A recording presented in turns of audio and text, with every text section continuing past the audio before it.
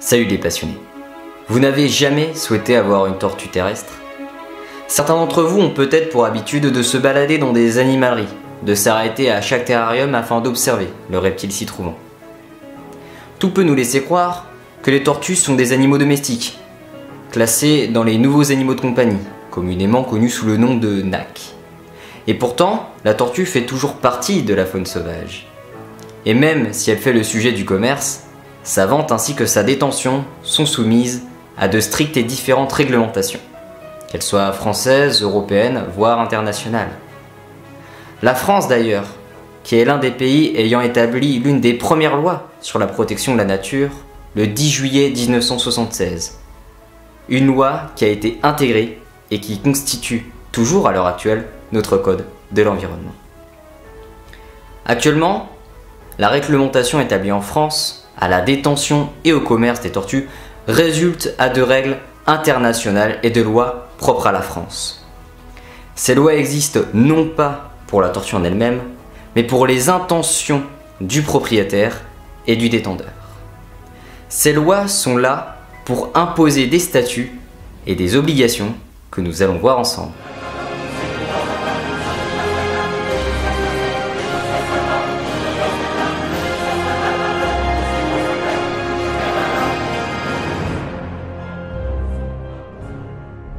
La France a été l'un des pays précurseurs dans la protection de la nature. La SNPN d'ailleurs, Société Nationale pour la Protection de la Nature, a été fondée en 1854 au Muséum d'Histoire Naturelle à Paris. Mais c'est en 1923 où le premier congrès international pour la protection de la nature a été établi. C'était la première fois où des questions s'échangèrent concernant les préoccupations inquiétantes du comportement de l'homme vis-à-vis de la nature. Et c'est en 1948 où la SNPN devient l'UICN, l'Union internationale pour la conservation de la nature, dont le siège se situe en Suisse. En 1960, suite à la modernisation, la rapidité des moyens de transport et de communication ont permis d'accroître le trafic de la faune ainsi que de la flore sauvage, une activité bien entendu très dangereuse pour l'écosystème et la survie des espèces concernées. Effectivement, d'année en année, la liste sur laquelle apparaissaient les espèces en voie d'extinction ne cessait d'accroître.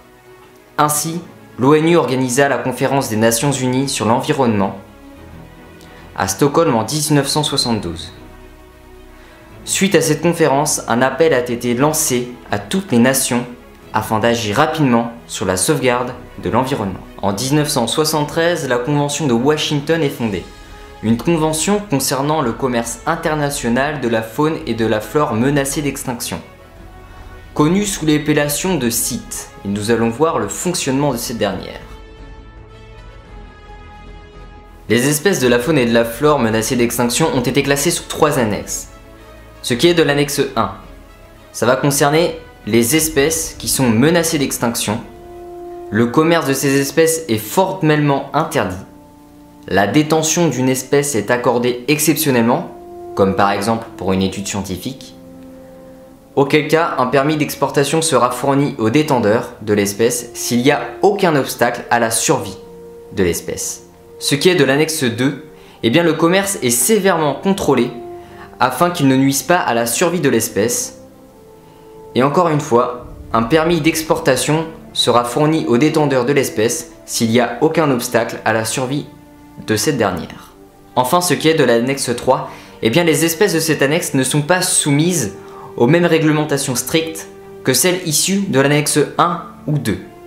En revanche, les pays important ou exportant ces espèces et qui se mettent en relation avec les autres pays devront fournir un certificat d'origine de l'espèce ayant pour but d'apporter la preuve tangible que le spécimen appartient bien à l'annexe 3. En d'autres termes, les spécimens nés et élevés en captivité seront ainsi classifiés sous cette annexe. Ce qui est des tortues que nous pouvons acquérir, eh bien la plupart appartiennent à l'annexe 2. Mis à part la tortue étoilée de Madagascar, la tortue à soc, la gophère à bord jaune, la tortue géométrique, Pyxis arachnoide, Pyxis planicauda, Et enfin, la tortue égyptienne. Le CIC est un certificat dont l'usage est effectué uniquement à l'intérieur de l'Union européenne, dont son nom, certificat intracommunautaire. En général, ça va concerner les espèces de l'annexe A, bien que certaines espèces issues de l'annexe B peuvent être concernées. Bien entendu, le commerce des espèces issues de l'annexe A est strictement interdit si l'on se réfère à l'article 8 du règlement 338/97. Mais des dérogations existent, auquel cas si vous êtes concerné, il suffira simplement de faire une demande à sa DRIL régionale, donc à la direction régionale de l'environnement, de l'aménagement et du logement. Celle-ci analysera votre situation parmi les 8 possibilités de dérogation possibles sur le certificat. Enfin, pour finir, le CDC, c'est un arrêté pris par le préfet après le passage devant la commission départementale qui déterminera si le candidat est apte à gérer un établissement d'élevage, de vente ou encore de présentation au public. Ainsi, il y a 3 types de CDC. Et afin de devenir capacitaire, il suffit de faire une demande à la préfecture et de donner un dossier à la direction départementale de la protection des populations. Et ainsi, la DDPP donnera ce dossier à la commission départementale.